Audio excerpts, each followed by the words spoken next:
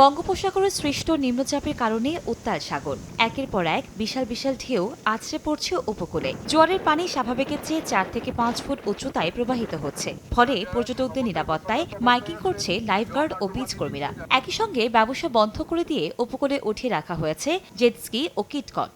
সেনাবাহিনী বা পুলিশ আমাদেরকে নামতে দিচ্ছে না। খুব ইচ্ছা ছিল সাগরে একটু গায়ে একটু পানি দেব। লাল পতাকা লাগাই দিচ্ছে যাতে পানিতে না নামে, মানুষের সতর্কতা অবলম্বন করার জন্য।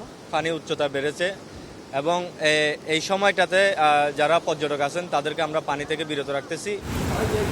এদিকে উত্তাল হয়ে উঠেছে কুয়াকাটা সংলগ্ন বঙ্গোপসাগর। বড় বড় ঢেউ আছড়ে পড়ছে তীরে। বেড়েছে নদ নদীর পানির উচ্চতা। উপকূলীয় এলাকা দিয়ে ঝড়ো হাওয়া বয়ে যাওয়ার শঙ্কায় পটুয়াখালীর পায়রা সহ দেশের সব সমুদ্র বন্দরকে 3 নম্বর স্থানীয় সতর্ক সঙ্গে দেখিয়ে যেতে বলা হয়েছে। এদিকে মাছ ধরার ট্রলারসমূহকে নিরাপদ আশ্রয়ে যেতে বলা হয়েছে।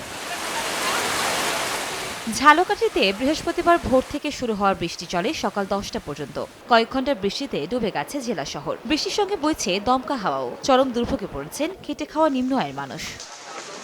বৈরী আবহাওয়ায় বরিশাল নদীবন্দর থেকে অভ্যন্তরীণ নৌপথের সকল লঞ্চ চলাচল বন্ধ ঘোষণা করেছে বিআইডব্লিউটিএ। পরবর্তী নির্দেশ না দেওয়া পর্যন্ত ছোট লঞ্চ চলাচল বন্ধ থাকবে।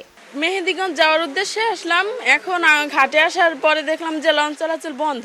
দমকা হাওয়া প্লাস বাস্তবিক পরিস্থিতির কারণে আমাদের উপকূলীয় এলাকা সহ আমাদের অভ্যন্তরীণ রুটের সমস্ত লঞ্চ চলাচল সকাল থেকে বন্ধ আছে।